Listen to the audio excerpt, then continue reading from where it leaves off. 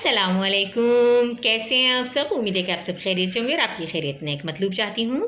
میں بھی آپ کی دعاؤں سے بالکل ٹھیک ٹھاک ہوں۔ آج جو ٹاپک ہم آپ کے لیے لے کر حاضر ہوئے ہیں اس کا نام ہے دعوت اسلام۔ آپ کو پتہ ہے کہ جب بھی ہم کوئی اچھا کام کرتے ہیں تو ہر اچھے کام کا آغاز ہم اپنے گھر سے کرتے ہیں۔ تو اسی طرح اللہ تعالیٰ کے پیارے رسول صلی اللہ علیہ وآلہ وسلم نے جب اپنے کام کا یعنی کہ دین کو پھیلانے کا آغاز کیا تو ہم دیکھتے ہیں کہ انہوں نے سب سے پہلے اس کام کا آغاز کہاں سے کیا، اور جیسے کہ آپ کو پتہ ہے کہ ہمارے پیارے نبی صلی اللہ علیہ وآلہ وسلم اللہ تعالیٰ کے آخری نبی ہیں، اور دنیا میں 1,24,000 پیغمبر جو ہیں وہ اپنا دین کی تبلیغ کے لیے اللہ تعالیٰ نے بھیجے، اور ان میں سب سے پیارے نبی حضرت محمد صلی اللہ علیہ وآلہ وسلم جو کہ اللہ تعالیٰ کے محبوب بھی ہیں، ان کو اللہ تعالیٰ نے سب سے آخری نبی بنا کر بھیجا، اور آپ صلی اللہ علیہ وآلہ وسلم کی پیدائش کے بعد ہی اللہ تعالیٰ نے نبوت کا سلسلہ ختم کر دیا۔ تو ہمارے پیارے نبی صلی اللہ علیہ وآلہ وسلم کو اللہ کا نبی ماننا اور اللہ تعالیٰ کا آخری نبی ماننا، یہ ہمارا ایمان کا ایک حصہ ہے کہ اللہ تعالیٰ کے رسول صلی اللہ علیہ وآلہ وسلم کے بعد دنیا میں کوئی نبی نہیں آئے گا۔ تو جو ہمارا ٹاپک ہے وہ ہے دعوت اسلام۔ تو چلیے آئیے ٹاپک کا آغاز کرتے ہیں۔ حضور صلی اللہ علیہ وآلہ وسلم کو اللہ تعالیٰ نے اپنا آخری نبی بنا کر لوگوں کی ہدایت کے لیے دنیا میں بھیجا۔ نبی پاک صلی اللہ علیہ وآلہ وسلم نے اسلام کی دعوت کا کام سب سے پہلے اپنے گھر سے شروع کیا، اور ان میں سب سے پہلے ایمان خواتین میں سب سے پہلے آپ صلی اللہ علیہ وآلہ وسلم پر جو ایمان لے کر آئیں وہ تھی آپ کی زوجہ محترمہ حضرت خدیجہ رضی اللہ تعالیٰ عنہا، جنہوں نے سب سے پہلے خواتین میں اسلام قبول کیا۔ اس کے بعد مردوں میں سب سے پہلے آپ صلی اللہ علیہ وآلہ وسلم کے دوست حضرت ابو بکر صدیق رضی اللہ تعالیٰ عنہ نے اسلام قبول کیا۔ بچوں میں سب سے پہلے آپ صلی اللہ علیہ وآلہ وسلم کے چچا زاد بھائی حضرت علی رضی اللہ تعالیٰ عنہ نے اسلام قبول کیا۔ غلاموں میں سب سے پہلے آپ صلی اللہ علیہ وآلہ وسلم کے آزاد کردہ غلام حضرت زید بن حارثہ رضی اللہ تعالیٰ عنہ نے اسلام قبول کیا۔ شروع کے 3 سال آپ صلی اللہ علیہ وآلہ وسلم نے بہت احتیاط سے اپنے قریبی ساتھیوں کو اسلام کی دعوت دی۔ اس دوران جنہوں نے اسلام قبول کیا ان میں سے چند کے نام یہ ہیں: حضرت عثمان غنی رضی اللہ تعالیٰ عنہ، حضرت زبیر بن عوام رضی اللہ تعالیٰ عنہ، حضرت عبد الرحمن بن عوف رضی اللہ تعالیٰ عنہ، حضرت ارقم رضی اللہ تعالیٰ عنہ، حضرت سعد بن ابی وقاص رضی اللہ تعالیٰ عنہ، اور حضرت عبداللہ بن مسعود رضی اللہ تعالیٰ عنہ قابل ذکر ہیں۔ اور آپ کے قریبی رشتہ داروں میں جب اللہ تبارک و تعالیٰ نے رسول اکرم صلی اللہ علیہ وآلہ وسلم کو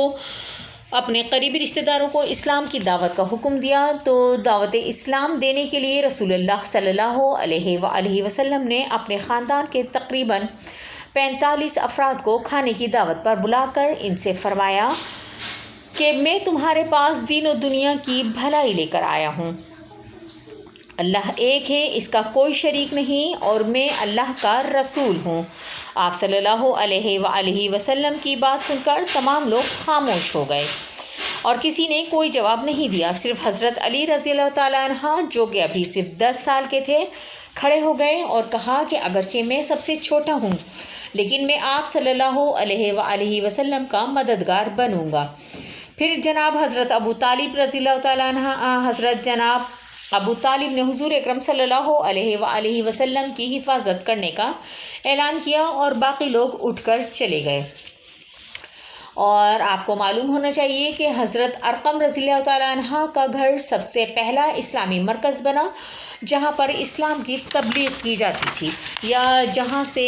اسلام کی دعوت دی جاتی تھی۔ اب مکہ میں جب کسی شخص کو کسی بات کا اہم اعلان کرنا ہوتا تھا تو وہ صفا کی پہاڑی پر جا کر قوم کو بلاتا اور اہم بات بتاتا۔ رسول اللہ صلی اللہ علیہ وآلہ وسلم صفا کی پہاڑی کے اوپر تشریف لے گئے اور بلند آواز سے لوگوں کو بلایا، اور جب تمام لوگ جمع ہو گئے تو آپ صلی اللہ علیہ وآلہ وسلم نے فرمایا، اے مکہ والوں، اگر میں یہ کہوں کہ اس پہاڑی کے پیچھے دشمن کی فوج موجود ہے اور حملے کے لیے تیار ہے تو کیا تم میری بات پر یقین کرو گے؟ سب پکار اٹھے، بے شک ہم یقین کریں گے، اس لیے کہ آپ صادق ہیں، آپ امین ہیں اور آپ ہمیشہ سچ بولتے ہیں اور سچ کہتے ہیں، اور ہم نے کبھی آپ کو جھوٹ بولتے نہیں سنا۔ رسول اللہ صلی اللہ علیہ وآلہ وسلم نے فرمایا، اللہ کے سوا کوئی عبادت کے لائق نہیں، اللہ ایک ہے، اس کا کوئی شریک نہیں، اور بتوں کی عبادت چھوڑ دو اور اپنے آپ کو دوزخ کی آگ سے بچاؤ۔ یہ سن کر ابو لہب شور مچانے لگا اور ہاتھ اٹھا کر پیارے نبی صلی اللہ علیہ وآلہ وسلم کو برا بھلا کہنے لگا۔ باقی لوگ بھی چلے گئے اور کفار مکہ ہمارے پیارے نبی صلی اللہ علیہ وآلہ وسلم کے جانی دشمن بن گئے، مگر آپ صلی اللہ علیہ وآلہ وسلم نے کافروں کی دشمنی کی پرواہ نہ کی اور لوگوں کو اللہ کی طرف بلاتے رہے۔ حضور صلی اللہ علیہ وآلہ وسلم بازاروں اور محفلوں میں جاتے، مکہ آنے والے قافلوں سے ملتے اور ایک ایک کو اسلام کی دعوت دیتے رہے۔ ابو لہب کی طرف سے ہمارے پیارے نبی صلی اللہ علیہ وآلہ وسلم کی بے ادبی اور گستاخی پر اللہ تعالیٰ کو جلال آ گیا۔ اللہ تعالیٰ نے سورہ لہب نازل فرمائی اور اس میں ابو لہب کی بربادی کا اعلان کیا، یعنی اللہ تعالیٰ نے ہمارے پیارے نبی صلی اللہ علیہ وآلہ وسلم کے جو دشمن تھے ان کے لیے کھلی بربادی کا اعلان کیا۔ اور اس سے ہمیں یہ سبق ملتا ہے کہ